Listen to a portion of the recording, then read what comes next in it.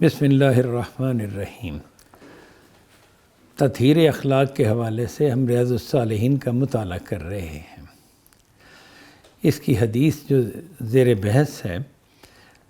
وہ اس کے الفاظ یہ ہیں: وان عائشہ رضی اللہ عنہا انہا سالت رسول اللہ صلی اللہ علیہ وسلم عن الطاعون فاخبرها انه كان عذابا يبعثه الله تعالى على من يشاء فجعله الله تعالى رحمة للمؤمنين فليس من عبد يقع في الطاعون فيمكث في بلده صابرا محتسبا يعلم أنه لا يصيبه إلا ما كتب الله له إلا كان له مثل أجر الشهيد۔ رواه البخاری۔ بخاری کی یہ روایت ہے، اس کا ترجمہ یہ ہے کہ عائشہ رضی اللہ عنہا نے نبی صلی اللہ علیہ وسلم سے پوچھا طاعون کے بارے میں، فاخبرہا تو آپ نے انہیں بتایا انہو کان عذابا کہ یہ ایک عذاب تھا، یبعثہ اللہ تعالی علی من یشاء کہ اللہ تعالیٰ اس عذاب کو بھیجا کرتا تھا جس پر وہ چاہتا تھا، یعنی جسے چاہتا تھا اسے اس عذاب میں مبتلا کر دیتا تھا۔ فجعلہ اللہ تعالی رحمۃ للمؤمنین تو اللہ تعالیٰ نے اسی عذاب کو مومنوں کے لیے رحمت بنا دیا۔ فلیس من عبد یقع فی الطاعون چنانچہ کوئی بھی مسلمان بندہ جو طاعون میں گرفتار ہو، فیمکث فی بلدہ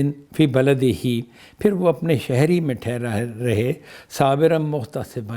صبر کرتے ہوئے اور اللہ سے اجر کی امید رکھتے ہوئے، یعلم انہ لا یصیبہ الا ما کتب اللہ لہ یہ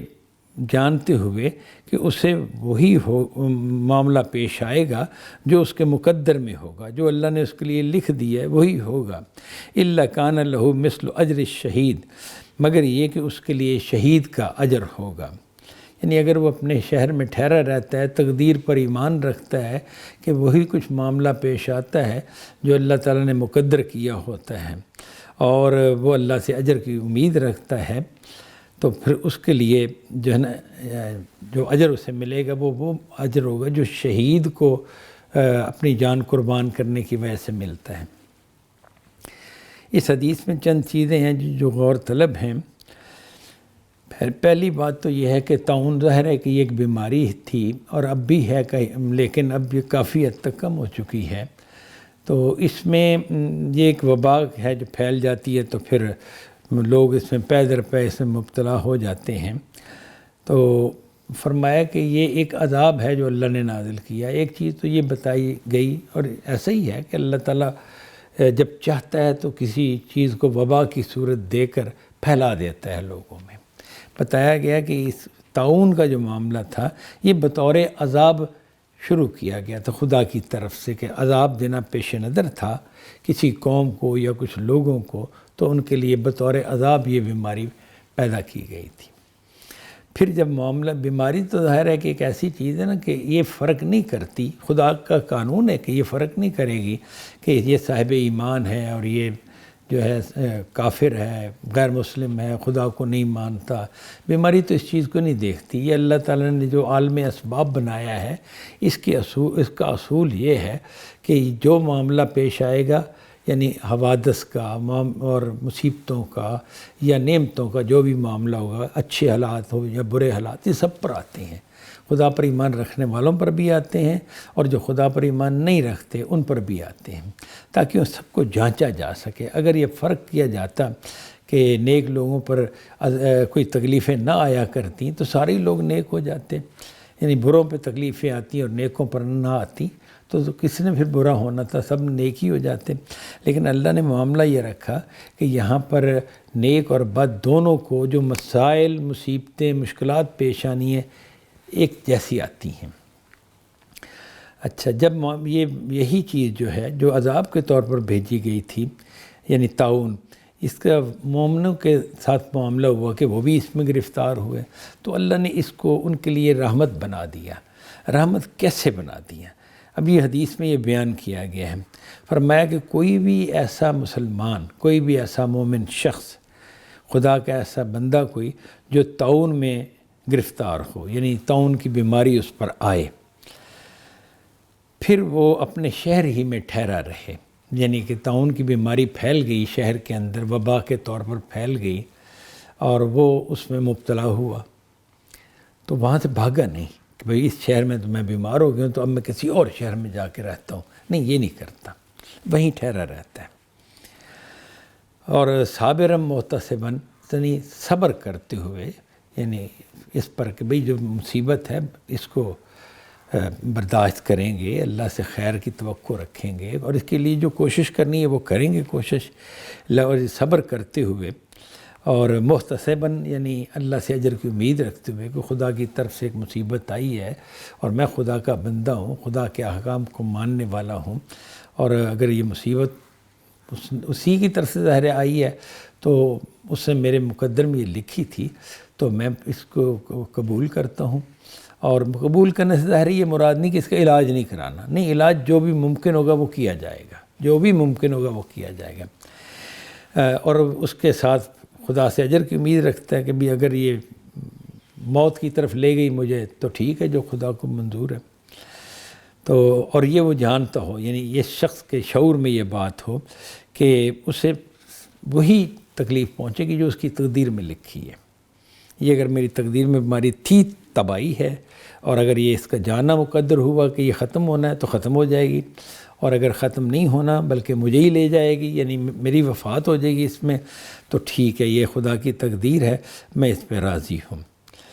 تو فرمایا کہ اس طرح کا شخص اگر وفات پا جاتا ہے تو اس کو وہ اجر ملے گا جو شہید کو اجر ملے گا، جو اللہ کی راہ میں جہاد کرتا ہے، اپنی جان قربان کرتا ہے، تو اجر ملے گا۔ اس میں ایک چیز یہ ہے بھی دیکھنے کی ہے کہ عام طور پر تو ایسا ہی ہے کہ بھئی اگر کسی علاقے میں بیماری پھیل گئی ہے تو پھر چاہیے کہ انسان، یعنی عقل کا یہ فیصلہ ہے کہ نہیں، چھوڑ دینا چاہیے وہ علاقہ، تاکہ بھئی ابھی اگر آپ کو بیماری نہیں لگی تو آپ کو لگ سکتی ہے تو آپ وہاں سے چلے جائیں، لیکن باقاعدہ دوسری احادیث میں بھی یہ موجود ہے کہ نہیں، وہاں سے نہیں جانا، جو مقدر ہے وہ ہو جائے گا۔ پوری بات یوں ہے کہ نہ کوئی باہر سے شخص اندر آئے اس شہر میں داخل ہو، اور نہ شہر کا کوئی باسی باہر جائے۔ یہ ظاہر ہے کہ بات جو ہے نبی صلی اللہ علیہ وسلم کی مختلف احادیث سے ہمارے سامنے آتی ہے، اور یہ بہت ہی صحیح اور حق بات ہے، کیونکہ جو لوگ وہاں موجود ہیں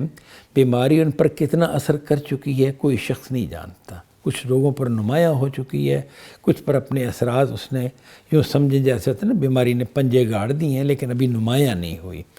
شاید نمایاں ہو جائے اگر مطلب ہے کہ طاعون میں انہوں نے مبتلا ہونا ہے۔ مگر اگر وہ اس شہر کو چھوڑ کے کہیں اور جاتے ہیں تو جو جراثیم یا جو وائرس وغیرہ کا معاملہ جو بھی ہوگا وہ وہاں لے کر جائیں گے، اور اس شہر میں بھی طاعون کہہ لیں یا کوئی جو بھی بیماری ہے، جیسے کرونا کی بیماری پہلے ہوئی تھی کچھ عرصہ پہلے، تو اس کو پھیلانے کا باعث بن جائیں گے۔ تو اس کا مطلب ہے کہ یہاں کے کسی بھی آدمی کو باہر نہیں جانا چاہیے، اور کوئی باہر سے اگر بندہ آتا ہے تو وہ تو اس سے بچا ہوا ہے، وہ آئے گا تو وہ اس میں مبتلا ہو سکتا ہے کہ یہاں کی فضا میں۔ تو جدید معلومات جو انسان کی ہیں ان سے بھی یہ بات سمجھ آتی ہے کہ یہ جو بات کہی گئی تھی کہ نہ کوئی شخص اس شہر سے باہر جائے اور نہ باہر سے کوئی اندر آئے، یہ جو کہی تھی انتہائی حکیمانہ بات تھی، اور یہ کوئی ایسے ذات کی طرف سے ہی ہو سکتی ہے کہ جو سارے معاملات کو جانتا ہے کہ حقیقت کیا ہے اور کیا چیز انسان کے لیے بہتر ہے۔ اس کے بعد یہ جو فرمایا کہ جو بھی یہ مصیبت آنی ہے اللہ کی جانب سے نہیں، یقینی بات ہے، ایسا ہی ہوتا ہے، جو بھی آنی ہوتی ہے وہ خدا یعنی مشکل یا مصیبت اور نعمت بھی وہ خدائی کی طرف سے آتی ہے۔ خدا کی طرف سے جب کوئی بھی امتحان آ جائے، کوئی مشکل آ جائے، کوئی مصیبت آ جائے تو انسان کو کیا رویہ اختیار کرنا چاہیے؟ رویہ یہ اختیار کرنا چاہیے کہ عالم اسباب کے اندر وہ اس کے لیے جو علاج معالجہ، اگر بیماری ہے تو جو علاج معالجہ کر سکتا ہے وہ کرے گا، اگر کسی اور نوعیت کی مشکل کا معاملہ ہے تو جو تدبیر وہ کر سکتا ہے کرے گا۔ یہ تدبیر کرنا جو ہے یہ خلاف تقدیر نہیں ہوتا، تدبیر اصل میں خدا کی تقدیر کی تلاش ہی کا دوسرا نام ہے، کوشش کا دوسرا نام ہے۔ کہ مثلا بیمار آدمی ہو گیا، مقدر تھا بھی بیمار ہو گیا، کوئی شوق سے تو نہیں ہوتا، خود تو نہیں بیماری کو لینے جاتا، بیماری لگ گئی اس کو۔ اس کے بعد اب جو اس کی دوا وغیرہ کی تلاش میں ہے تو وہ دراصل کیا کر رہا ہے، وہ کر یہ رہا ہے، اگر وہ مومن ہے، خدا کو ماننے والا ہے، تو وہ کر یہ رہا ہے کہ ہو سکتا ہے میری تقدیر میں شفا لکھی ہو، اور شفا جو ہے اس کا تعلق جو قانون ہے، اس عالم اسباب کا قانون ہے، وہ یہ ہے کہ فلاں جڑی بوٹی کو یا فلاں شے کو، فلاں کیمیکل کہہ لیں، کوئی اور چیز کہہ لیں، اس کو اللہ تعالیٰ ذریعہ بنا دیا کرتا ہے فلاں بیماری کے دور ہونے کا۔ یہ انسانوں کی سٹڈی ہے، تو اس سٹڈی کے مطابق وہ یہ کوشش کرتا ہے کہ بھی جو اس کے ماہرین ہیں ان سے اس کے لیے علاج کروائے۔ علاج جب کرواتا ہے تو دراصل وہ ایک تقدیر کے بعد اس کا اگلا سٹیپ جو ہے، اگر وہ شفا والا ہے تو اس کو تلاش کرتا ہے، اور اگر شفا نہیں ہے تو اسے یقین ہے کہ ہونا وہ یہ جو مقدر میں ہے۔ یہ یقین کس کو ہوتا ہے؟ جو خدا پر ایمان رکھتا ہے، کیونکہ تقدیر پر ایمان خدا پر ایمان کا حصہ ہے، ایک شاخ ہے اس کی، یہ لازمی ہے۔ تو تقدیر کو ماننے والا ایسا ہرگز نہیں کہ وہ تدبیر نہیں کرے گا، تدبیر اس کی اپنی عقل اور کوشش کا نام ہے۔ اس کوشش سے وہ کر کیا رہا ہے کہ میرے مقدر میں جو کچھ ہے میں اس کو تلاش کر رہا ہوں، شفا ملنی ہوگی تو ملے گی، نہیں ملنی ہوگی تو نہیں ملے گی، یعنی یہ اس کے عقیدے کا معاملہ ہے۔ اس حوالے سے یہ ہے کہ اسے وہ اپنے علاقے ہی میں رہنا چاہیے، علاج معالجہ تو وہ کرے گا ہی، اور اب اس وہاں سے جائے گا نہیں، کیونکہ کہیں اور جا کے وہ بیماری پھیلائے گا، ظاہر ہے وہ جنگل بیابان میں تو جا کے نہیں رہ سکتا، اسے کسی نہ کسی ایسی جگہ پہ رہنا ہوگا جہاں اسے کھانے پینے رہائش کے لیے ایک امکانات ہوں، تو وہ کسی شہر میں جائے گا تو ادھر بیماری کا باعث نہ بن جائے، لہذا روکا گیا اور کہا گیا کہ خدا کے جو مقدر خدا نے کیا اس پر تم ڈٹے رہو، جمے رہو، اس کو قبول کرو اور صبر کرو، سہو وہ چیز جو خدا کی طرف سے مقدر کر دی گئی ہے، اور کوشش بھی کرتے رہو اس سے اپنی طرف سے نکلنے کی۔ خدا نے نکالنا ہوا تو نکال دے گا، اور اس حال میں اگر وفات ہو جائے تو پھر یہ خدا کی جو سکیم ہے آزمائش کی، وہ انسان کے لیے اس کو رائے گا نہیں، اس کی کوشش کو کرتی، وہ اس کے لیے اس کی کوشش کا ایک بہت بڑا انعام لاتی ہے، بہت بڑا فائدے کا پہلو اور نفع کا پہلو اس کے لیے ہوتا ہے۔ جیسے بتایا گیا کہ اس بیماری کے اعتبار سے جو تقدیر پر ایمان رکھتے ہوئے خدا سے اجر کی امید رکھتا ہے اور قبول کرتا ہے خدا کی طرف سے آنے والی مشکل کو، تو اس کو اتنا اجر ملے گا، اتنا اجر ملے گا جو کہ اللہ کی راہ میں جہاد کرنے والے شخص کو ملے گا۔ وآخر دعوانا ان الحمد للہ رب العالمین۔